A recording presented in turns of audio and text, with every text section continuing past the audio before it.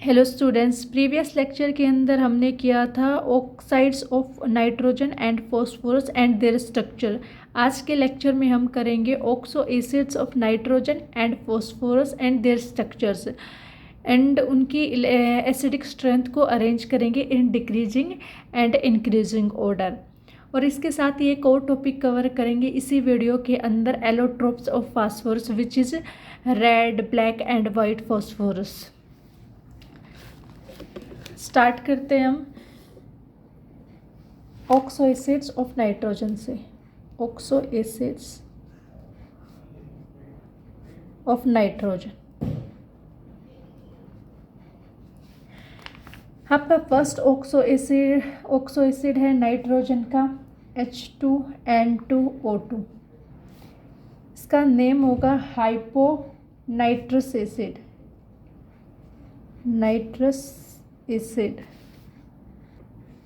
Hyponitrous acid. इसके अंदर पहला फर्स्ट ऑफ ऑल इसका पॉइंट्स के बारे में लिखेंगे। जब भी हम किसी भी ऑक्सो एसिड या किसी भी कंपाउंड का फार्मूला करके उसकी स्ट्रक्चर लिखते हैं या उससे के एसिडिक स्ट्रेंथ को बताते हैं, तो उसके अंदर जो सेंट्रल मेटल एटम होता है उसकी ऑक्सीडेशन स्टेट कैलकुलेट की जाती है। आपको इसके ऑक्सीडेशन स्टेट कैलकुलेट करनी आती ही है। जैसे यहाँ पे X आपका सेंट्रल मेटल आइटम है, उसको हम X मान लेंगे। कितने नंबर ऑफ एटम है? 2। हाइड्रोजन के ऊपर होता है +1 चार्ज, +1 इनटू में कितने 2। ऑक्सीजन के ऊपर होगा चार्ज -2 एंड मल्टीपल है ऑक्सीजन का 2 एंड ओवरऑल मॉलिक्यूल्स के ऊपर 0 चार्ज है तो equal to 0। Then 2 + 2x -4 equal to 0। 2x - 2 equal to 0। x is equal to +1। Here nitrogen के ऊपर +1 ऑक्सीडेशन स्टेट है, फर्स्ट पॉइंट। सेकंड पॉइंट, ये जो हाइपोनाइट्रस एसिड होता है वो वीक एसिड होगा, वीक एसिड की तरह एक्ट करेगा। और बाय स्पेक्ट्रल स्टडी मैंने आपको पहले वीडियो लेक्चर्स के अंदर भी बताया था, कोई भी कंपाउंड मॉलिक्यूल्स जब भी बनता है उसकी स्पेक्ट्रल स्टडी की जाती है कि उसकी स्ट्रक्चर कैसी है। बाय द स्पेक्ट्रोस्कोपी स्टडी या spectral study it is found that it has trans configuration। ये ट्रांस कॉन्फ़िगरेशन की फॉर्म में प्रेजेंट होता है। तो अब इसकी स्ट्रक्चर दो टाइप से बनेगी। फर्स्ट ऑफ ऑल हम यहाँ पे एसिड्स की बात कर रहे हैं। एसिड्स वो होते हैं जो H पॉजिटिव आयन रिलीज़ करते हैं एंड बेस होंगे जो OH नेगेटिव आयन रिलीज़ करेंगे। तो इसके अंदर आपके 2 हाइड्रोजन आयन है जो इसकी एसिडिटी डिपेंड करेगी releasing of these 2 hydrogen positive ions. तो फर्स्ट ऑफ ऑल इसके हाइड्रोजन आयन रिमूव करने के बाद इसके ऊपर चार्ज होगा H2N2O2 के अंदर। हम अगर 2 हाइड्रोजन आयन रिमूव कर देते हैं तो ये बनेगा N2O2 2 नेगेटिव, क्योंकि इसके अंदर से 2 पॉजिटिव चार्ज निकल गया तो 2 नेगेटिव बनेगा। देन इसकी स्ट्रक्चर होगी, नाइट्रोजन बॉन्ड की फॉर्मेशन करता है 3 and by spectral study it is found that it has a trans configuration, then formation of a bond with oxygen and a trans position, and 1 lone pair of electron is left on nitrogen atom, then it has a 2 negative charge. ये आपकी hyponitrous acid की structure होगी। इस structure को हम molecules की form में भी लिख सकते हैं, which is N double bond N। Here 1 oxygen charge जिसके साथ नेगेटिव चार्ज था, हियर 2nd ऑक्सीजन चार्ज जिसके पास नेगेटिव चार्ज था, हाइड्रोजन यहाँ अटैच हो जाएगा। तो ये आपकी ओवरऑल स्ट्रक्चर बनती हाइपोनाइट्रस की। इसकी स्ट्रक्चर एक और तरीके से बना सकते हैं। यहाँ पे सिर्फ ऑक्सीजन आपने ट्रांसपोजिशन पे बनाया हुआ है, बट हम इसके जो नाइट्रोजन के ऊपर लोन पेयर ऑफ इलेक्ट्रॉन हो उसको भी ट्रांसपोजिशन पे बनाते हैं, क्योंकि इसकी इसकी स्ट्रक्चर ही ट्रांस कन्फिगरेशन है। अगर सिस कन्फिगरेशन में होगा नाइट्रोजन तो वो लोन पेयर रिपल्शन क्रिएट करता है, जिसकी वजह से स्ट्रक्चर अनस्टेबल हो जाती है। तो here O negative lone pair of electron present on nitrogen atom and also other lone pair of electron present in other nitrogen atom. Second, H4N2O4, इसको बोलते हैं nitroxylic acid. This is the second oxo acid of nitrogen. It is present in +2 oxidation state. इस oxo acid के अंदर nitrogen +2 configuration के अंदर present होगा and इसकी स्ट्रक्चर होगी नाइट्रोजन के बीच में single bond with attachment of a 4 hydroxylic group OH and OH। Nitrogen atom 4 hydroxyl group से प्रेजेंट होगा। This is the structure of nitroxylic acid. Third आपका आता है HNO2, इसको हम बोलते हैं नाइट्रस एसिड। अब वही ऑक्सीडेशन स्टेट कैलकुलेट करोगे, x -4 + 1 = 0, x +3। First point is that in this oxo acid of a nitrogen, which is nitrous acid, nitrogen is present in +3 oxidation state and its structure is like that।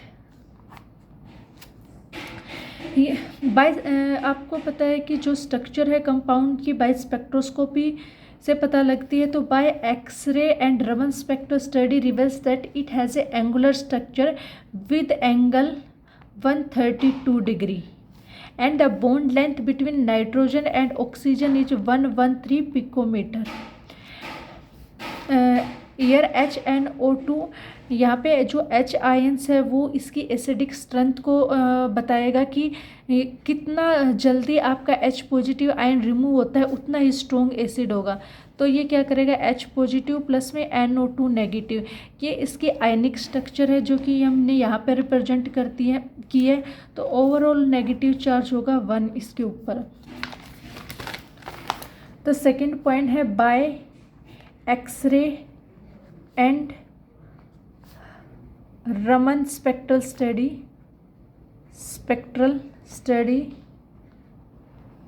it is revealed that it has a angular structure।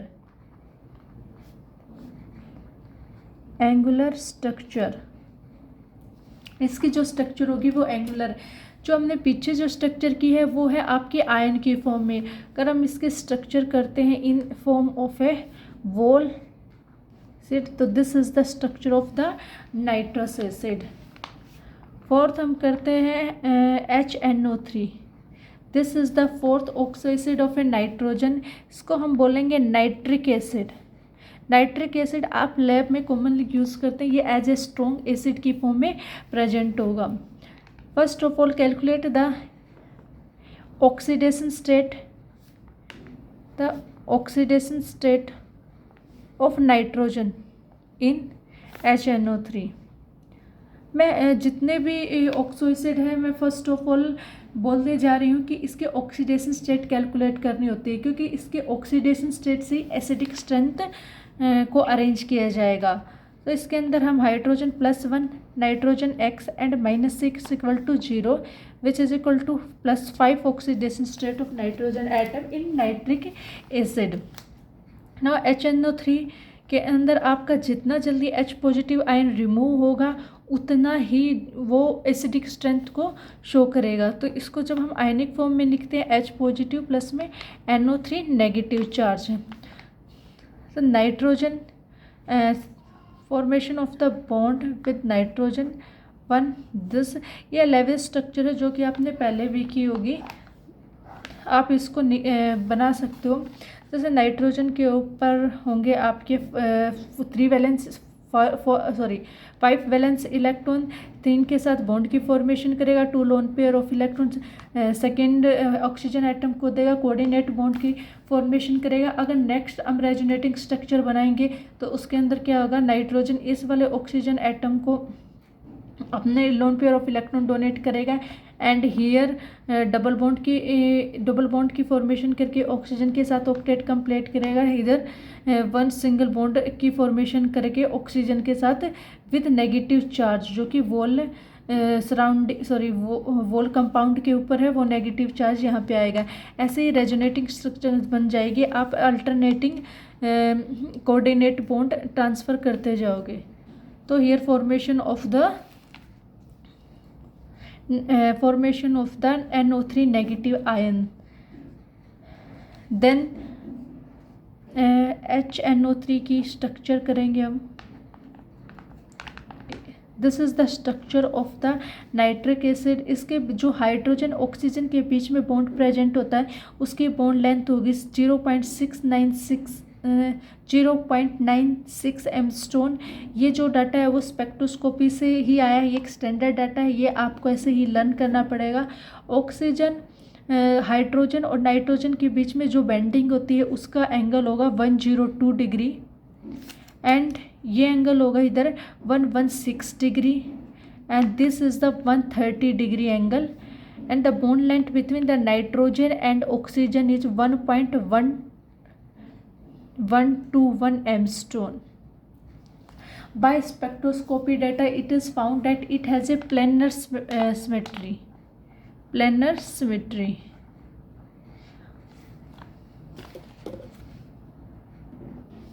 Next आपका fifth oxo acid of nitrogen है HNO4।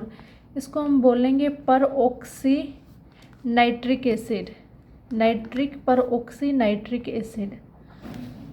आप जितने भी oxo acid of nitrogen है सबकी oxidation state calculate करते हैं। Here also we calculate the oxidation state of the peroxy nitric acid. अगर जनरली आप इसके ऑक्सीडेशन स्टेट कैलकुलेट करोगे तो hydrogen ion +1 x and -8 equal to 0, x is equal to +7। But जो पर ऑक्सी नाइट्रिक एसिड के अंदर जो नाइट्रोजन की ऑक्सीडेशन स्टेट होती है वो +7 नहीं होती है, वो +5 होती है। सो इसको हम आप एक्सप्लेन करोगे। जो इसके जो स्ट्रक्चर होगी आप ही पर ऑक्सी नाइट्रिक एसिड की स्ट्रक्चर्स होती है। Here nitrogen atom formation of double bond with oxygen and coordinate bond with other oxygen. Here O and H। पर ऑक्सी नाइट्रिक एसिड की ये इस टाइप की स्ट्रक्चर होती है। तो इसकी जो ऑक्सीडेशन स्टेट 7 ना हो करके 5 होती है, क्योंकि इसके अंदर जो ये वाला बॉन्ड होगा वो पर ऑक्सी बॉन्ड होगा, ये पर ऑक्सी बॉन्ड होता है। जो पर ऑक्सी बॉन्ड में जो ऑक्सीजन है उसके ऊपर -1 चार्ज कंसीडर होता है, ना कि -2 चार्ज। तो इसके स्ट्रक्चर के अकॉर्डिंग जब हम इसकी ऑक्सीडेशन स्टेट कैलकुलेट करेंगे तो वो आएगी -1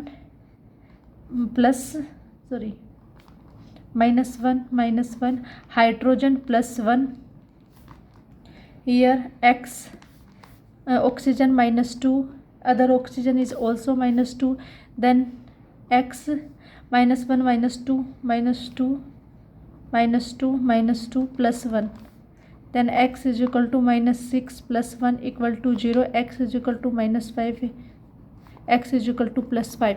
तो इसके अकॉर्डिंग जो इसकी ऑक्सीडेशन स्टेट होगी +5 है। तो ये बात याद रखना, परऑक्सी नाइट्रिक एसिड के अंदर नाइट्रोजन की ऑक्सीडेशन स्टेट +7 नहीं होती है, वो +5 होगी due to the peroxy bond, क्योंकि यहाँ पे परऑक्सी बॉन्ड प्रेजेंट होगा। ठीक है, this is the structure of the peroxy nitric acid. तो अभी तक आपने किए हैं 5 oxo acid of nitrogen which are H2N2O2, second is H4N2O4, third HNO2, HNO3, HNO4। ठीक है, these are the 5 oxo acid of nitrogen. यहाँ पे आपको नाइट्रोजन की ऑक्सीडेशन स्टेट +1 थी, यहाँ पे हो थी +2, यहाँ पे +3, here +5 and also here +5 oxidation state. Oxo acid, here oxidation state of nitrogen atom. ठीक है, ये है oxidation state of the oxo acid of nitrogen. अब बात आती है इनकी एसिडिक स्ट्रेंथ की। फर्स्ट ऑफ ऑल जो एसिडिक स्ट्रेंथ है उसका एक कॉमन सा ही acidic strength of oxo acid of nitrogen की डिपेंड करेगी ऑक्सीडेशन स्टेट के ऊपर। जितने ऑक्सीडेशन स्टेट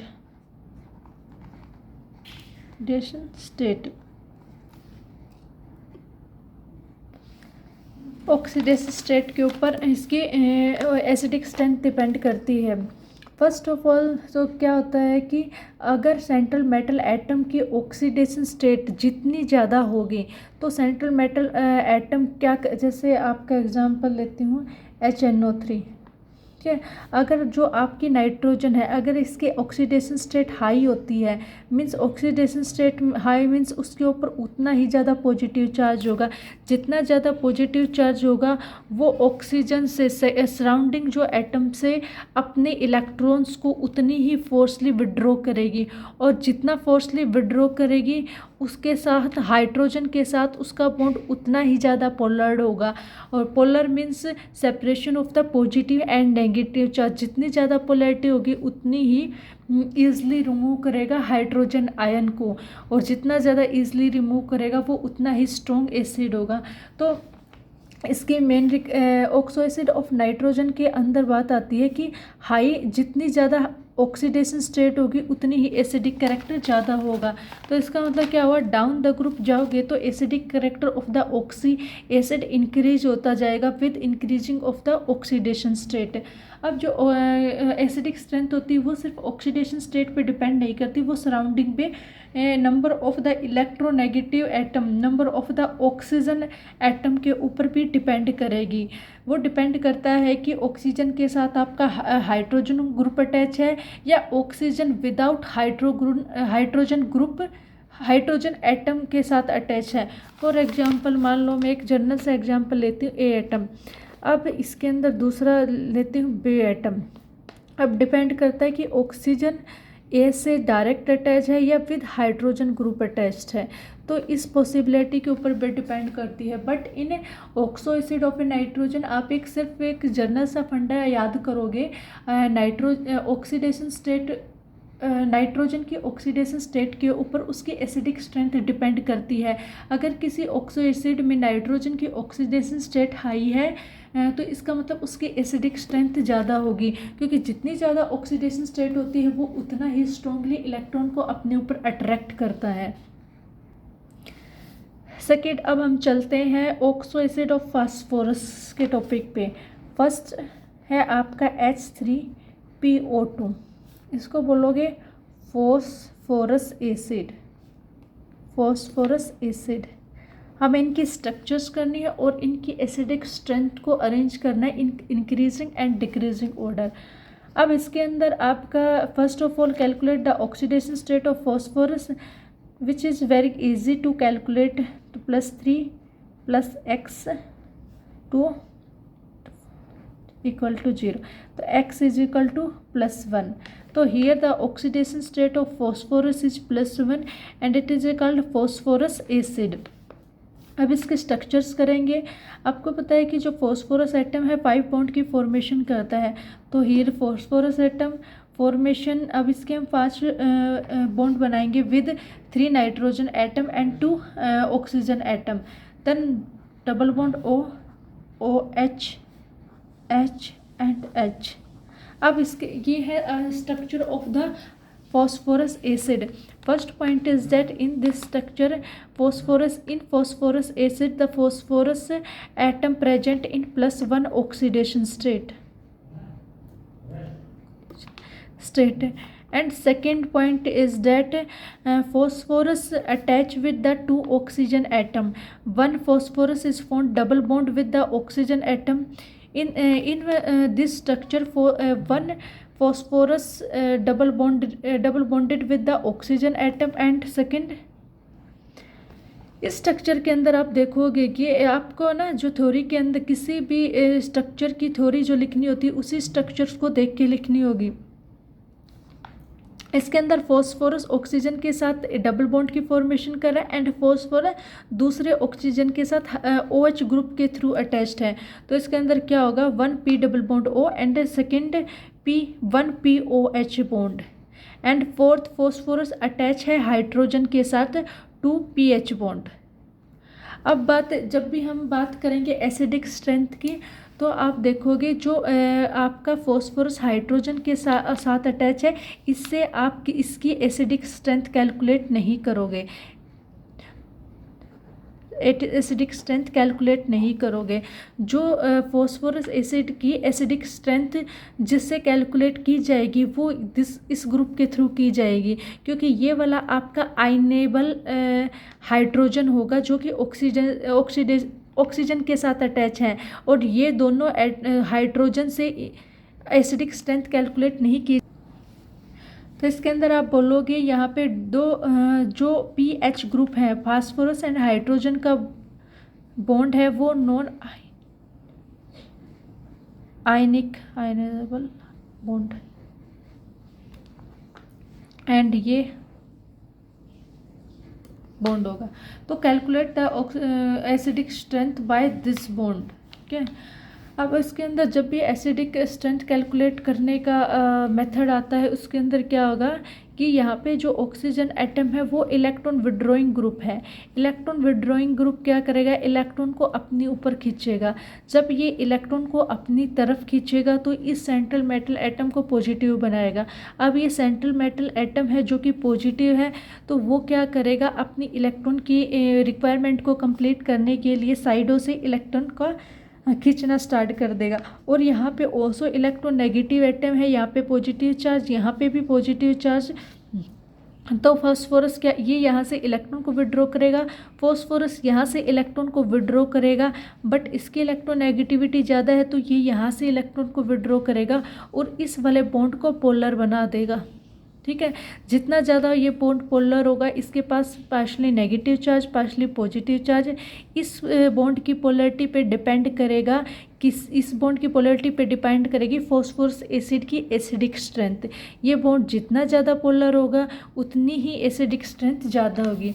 अब एक मैं एग्जांपल लेती हूँ। सेकंड, मान लो कि ये तो आपका POH बॉन्ड था, इसके अंदर सिर्फ एक POH बॉन्ड था, सेकंड वाले दो हाइड्रोजन है, इनसे इनकी एसिडिक स्ट्रेंथ कैलकुलेट नहीं की जा सकती। एक मैं एग्जांपल लेती हूँ जिसके अंदर 2 POH ग्रुप हैं, 10। अरे एक और एग्जांपल लेते हैं जिसके अंदर तीनों OH ग्रुप अटैच्ड हैं।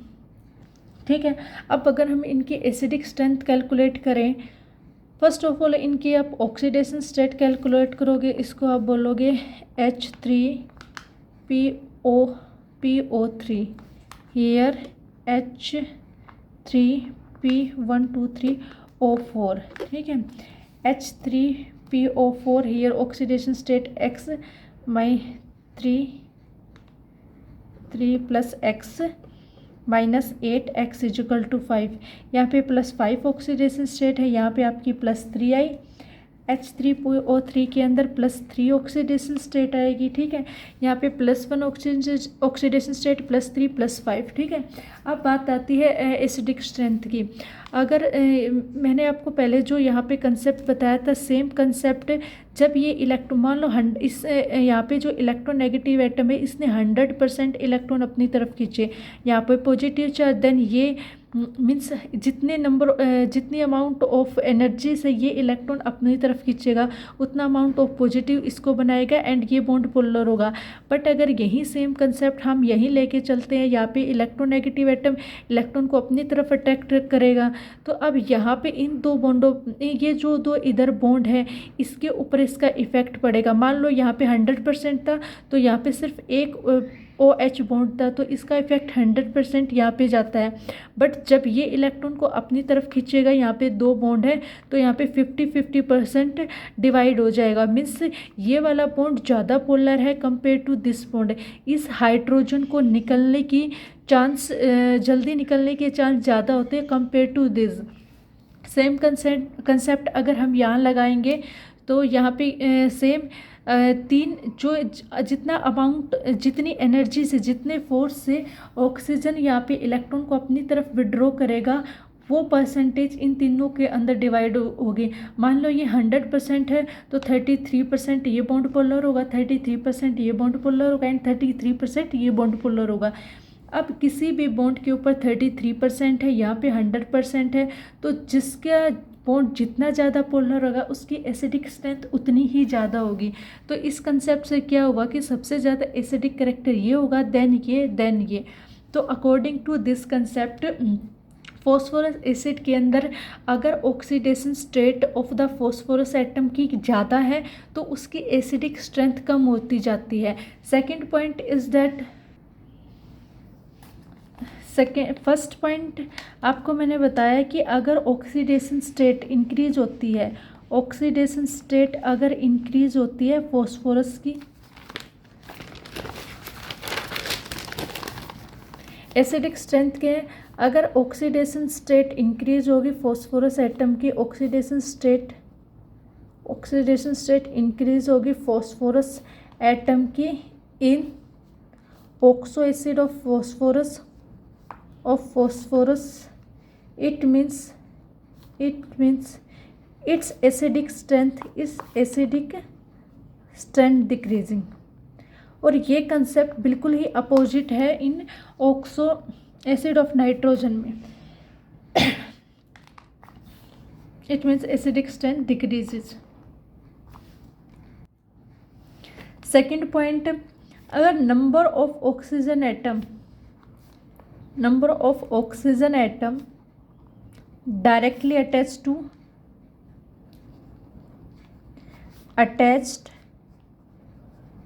to the phosphorus atom is increased and less number of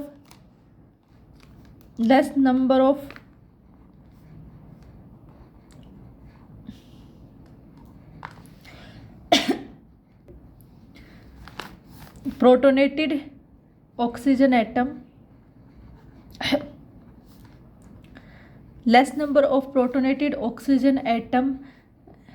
then attached on phosphorus atom, then acidic strength increases। Means condition क्या होनी चाहिए, एक तो फॉस्फोरस एटम की ऑक्सीडेशन स्टेट कम होनी चाहिए, oxidation state less. Second condition is that कि जो फॉस्फोरस एटम है उसके साथ doubly bonded number of directly जो ऑक्सीजन एटम है अगर वो हाई अमाउंट में हो, ठीक है। थर्ड, जो फॉस्फोरस के साथ जो प्रोटोनेटेड ऑक्सीजन एटम है, जो हाइड्रोजन है वो लेस नंबर होने चाहिए। मीन्स अगर किसी के अंदर 3 प्रोटोनेटेड हाइड्रोजन एटम है, ठीक है, और किसी के अंदर 1 प्रोटोनेटेड हाइड्रोजन एटम है, जो 1 वाला प्रोटोनेटेड हाइड्रोजन एटम वो ज़्यादा एसिडिक करेक्टर होगा कंपेयर टू 3 वन। तो ये 3 कंडीशन है जो acidic strength of oxo acid of phosphorus को डिफाइन करती है। नेक्स्ट यहाँ पे हमने ना 3 फॉस्फोरस एसिड के बारे में पढ़ा हुआ है। Here this is the phosphorus acid H3PO2। Here the orthophosphorus acid, इसको बोलेंगे ऑर्थोफॉस्फोरस एसिड, ठीक है। H3PO3, ठीक है, सेम है। एपी के साथ फॉस्फोरस के साथ doubly bonded oxygen atom, here 1 OH group 1 OH group. Means जब number of oxygen atom increase होते जाएंगे, हाइड्रोजन एटम इंक्रीज होते जाएंगे, तो इसमें क्या oxygen and hydrogen atom increase होते जाएंगे तो number of OH group increase होएगा। इसको बोलेंगे फॉस्फोरस एसिड। इसको एक्सप्लेन करेंगे कि इसके अंदर जो फॉस्फोरस है वो +3 ऑक्सीडेशन स्टेट में प्रेजेंट है एंड 1 बॉन्ड ऑक्सीजन के साथ डबली बॉन्डेड है, 1 हाइड्रोजन के साथ सिंगल बॉन्ड से अटैच है फास्फोरस। इसके अकॉर्डिंग एसिडिक स्ट्रेंथ कंसीडर नहीं की जाएगी। ये आयनिक बॉन्ड की फॉर्मेशन नहीं, आयनाइजेबल हाइड्रोजन नहीं है। यहाँ पे सिर्फ ये 2 आयनाइजेबल हाइड्रोजन है। इसके अंदर 2 आयनाइजेबल हाइड्रोजन होंगे जो थ्रू ऑक्सीजन बॉन्ड के साथ अटैच्ड होंगे। एंड थर्ड, इसको बोलेंगे H3PO4 1 2 3 यस हाँ, H3PO4। इसके अंदर जो फॉस्फोरस प्रेजेंट होगा +5 ऑक्सीडेशन स्टेट में प्रेजेंट होगा, इसको बोलेंगे ऑर्थोफॉस्फोरिक एसिड, इसके साथ जो 3 आयनाइजेबल हाइड्रोजन अटैच्ड हैं, 3 ऑक्सीजन अटैच होंगे with protonated hydrogen atom and year आपका एक भी नॉन आयनाइजेबल हाइड्रोजन एटम नहीं होगा और फॉस्फोरस से अटैच होगा डबली बॉन्डेड ऑक्सीजन एटम से। यहाँ पे आपके 3 कंप्लीट होते हैं और oxo acid of phosphorus. Now चलते हैं हम fourth oxo acid of phosphorus पर। Here the fourth oxy acid of phosphorus is P4P2O5। P4P2O5 इसको बोलेंगे pyro phosphorus acid.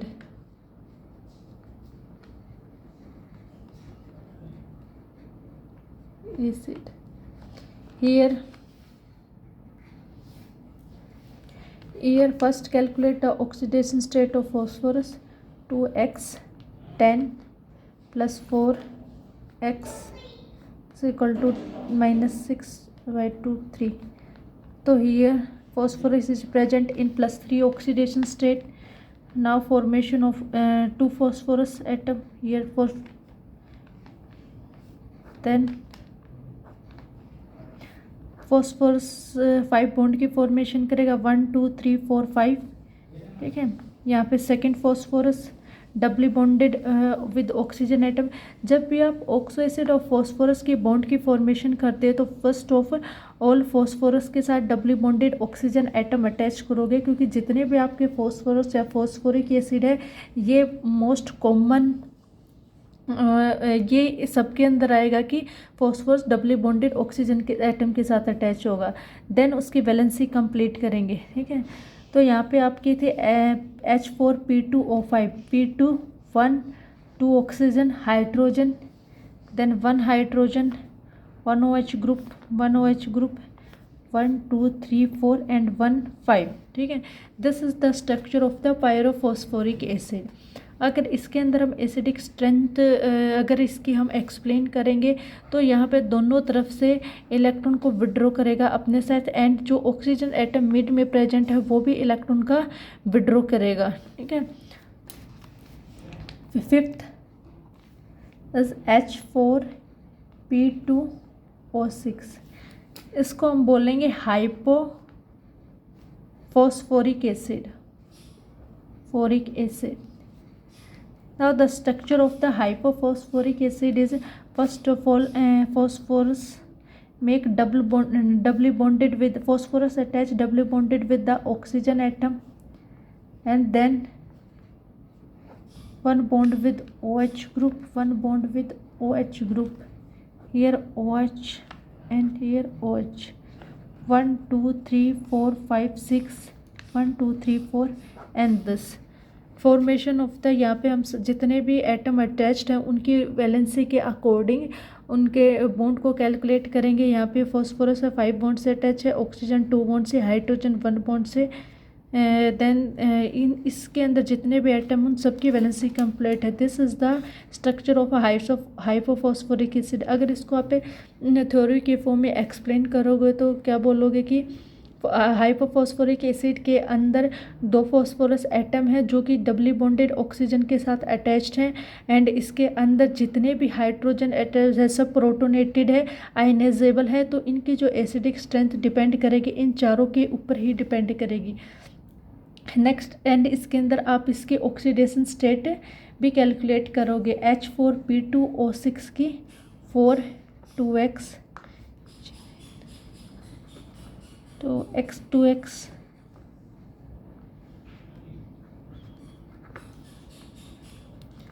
is equal to 8, x is equal to +4.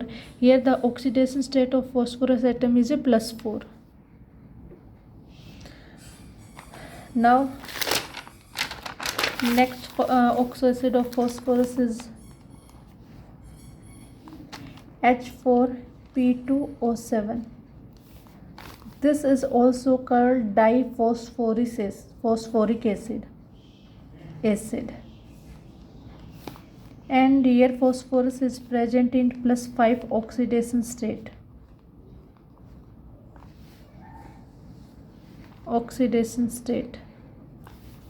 The structure of the diphosphoric acid is First of all, phosphorus attached doubly bonded with oxygen atom. Here also oxygen atom, and here 7 oxygen atom.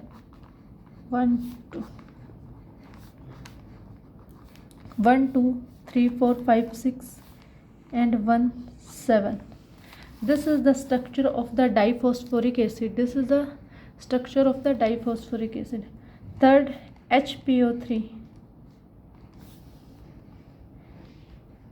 It is called metaphosphoric acid.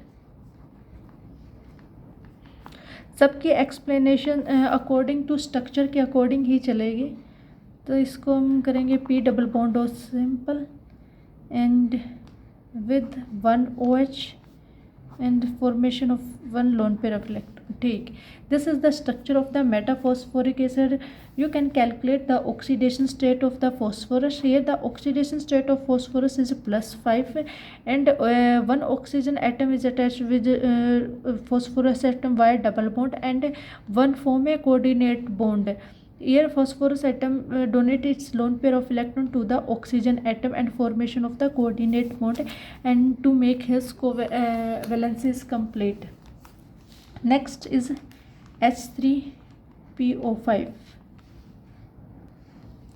and next is H3PO5. It is also called peroxomonophosphoric acid.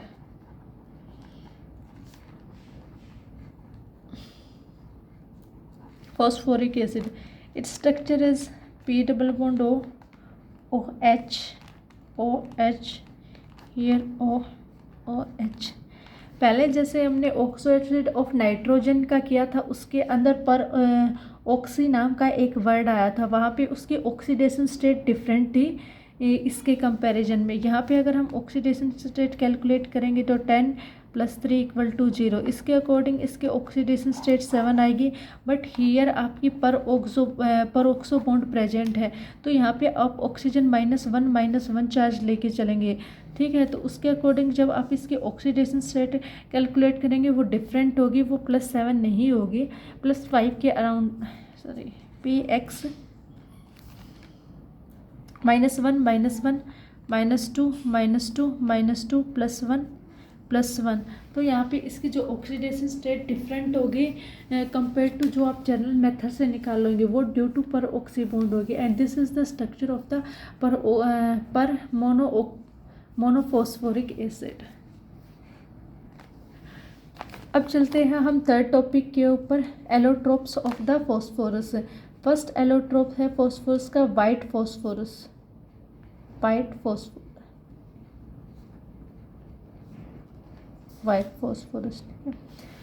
White phosphorus first of all की white phosphorus की हम कुछ main points करते हैं.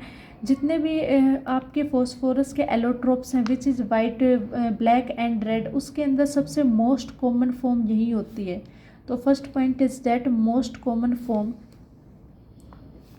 Of allotropes of phosphorus is white phosphorus. Second point is that ये form है ना most volatile होगी, मोस्ट वोलेटाइल, मोस्ट रिएक्टिव होगी, और जितनी ज़्यादा रिएक्टिव होगी उतनी ही अनस्टेबल होगी. Most volatile, most reactive and least stable या अनस्टेबल. स्टेबल. ठीक है. थर्ड पॉइंट इज दैट ये हाईली टॉक्सिक नेचर के होंगे, highly toxic. And fourth is it is insoluble in water. ये जो एलोट्रोप्स होते हैं वाइट फॉस्फोरस, ये वाटर के अंदर इंसोल्यूबल होती है, इसी वजह से इनको वाटर के अंदर स्टोर करके भी रखा जाता है at a standard conditions. Insoluble in water but insoluble in CS2 chemicals, but insoluble in soluble. ये सोल्यूबल होंगे CS2 के अंदर, केमिकल के अंदर, सल्फाइड्स के अंदर. ठीक है. फिफ्थ पॉइंट इज़ दैट इनके जो स्ट्रक्चर होती है वो टेट्राहेड्रल स्ट्रक्चर के होते हैं, टेट्राहेड्रल स्ट्रक्चर। जो फॉस्फोरस प्रेजेंट होंगे वो टेट्राहेड्रल स्ट्रक्चर की फॉर्म में प्रेजेंट होंगे। And next six point is that जितने भी आपके फॉस्फोरस एटम अटैच्ड होते हैं वाइट फॉस्फोरस के अंदर वो सारे कोवलेंटेड बॉन्डेड होते हैं। तो via covalent bond each phosphorus atom in the white phosphorus attach with the covalent bond. Here the structure of the phosphorus, white phosphorus tetra at least नाउंड होते हैं and one lone pair of the electron present on each phosphorus atom and the bond angle between them is 60 degree. This is the structure of the white phosphorus which is a most common form of the allotropes of the phosphorus. Second आपका आता है red phosphorus.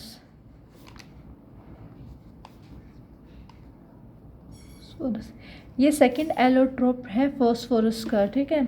इसके अंदर क्या होता है, जो आपकी फर्स्ट फॉर्म थी वाइट फॉस्फोरस, अगर जब हम उसको हीट करते हैं, ए प्रॉपर अमाउंट ऑफ हीट जब प्रोवाइड करते हैं तो वो रेड फॉस्फोरस के अंदर कन्वर्ट हो जाता है। वाइट फॉस्फोरस आपके वाइट फॉस्फोरस से ही रेड फॉस्फोरस बनता है एंड वाइट फॉस्फोरस से ब्लैक फॉस्फोरस की फॉर्मेशन होगी।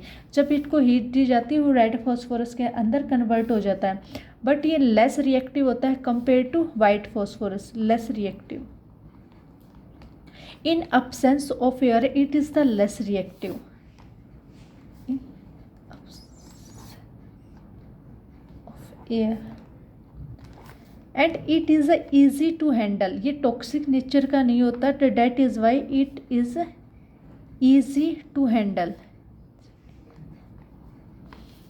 Third point is that this is the non-toxic in nature. Fourth point is that जो आपका वाइट फॉस्फोरस प्रेजेंट था वो एक सिंगल डिस्क्रीट यूनिट के अंदर प्रेजेंट होता है, बट जो रेड फॉस्फोरस होगा वो पॉलीमरिक फॉर्म के अंदर प्रेजेंट होता है। इसकी जो स्ट्रक्चर होगी वो पॉलीमरिक स्ट्रक्चर होगी और चेन और रिंग फॉर्म में प्रेजेंट होगा, चेन एंड रिंग फॉर्म में प्रेजेंट होगा।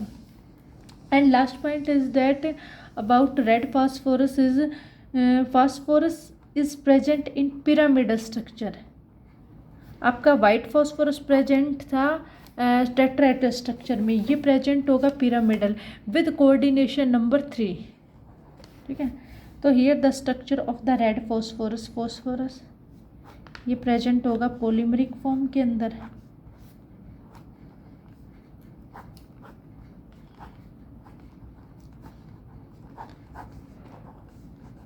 This is the structure of the red phosphorus. Next है ब्लैक फॉस्फोरस।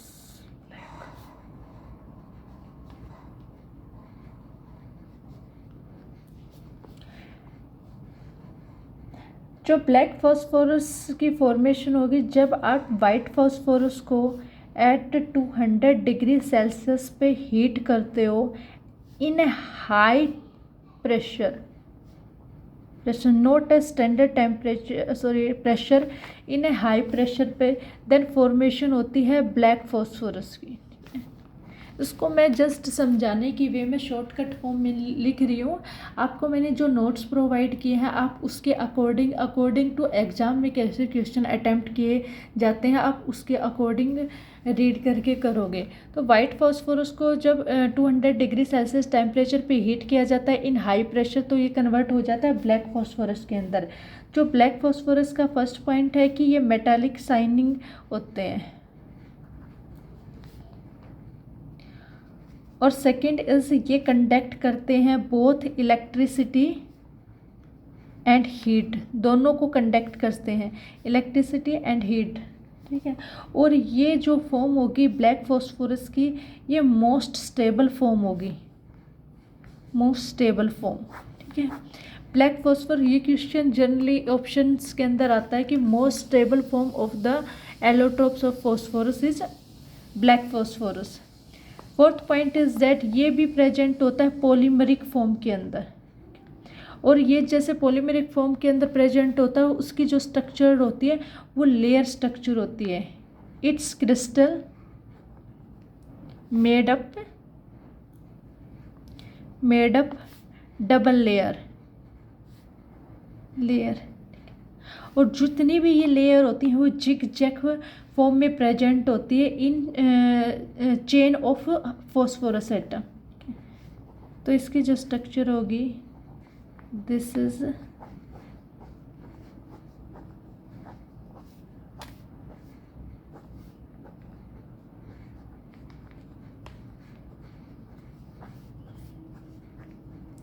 ये ऐसे ही एक्सटेंड होती जाएगी। ये है ब्लैक फॉस्फोरस की स्ट्रक्चर्स।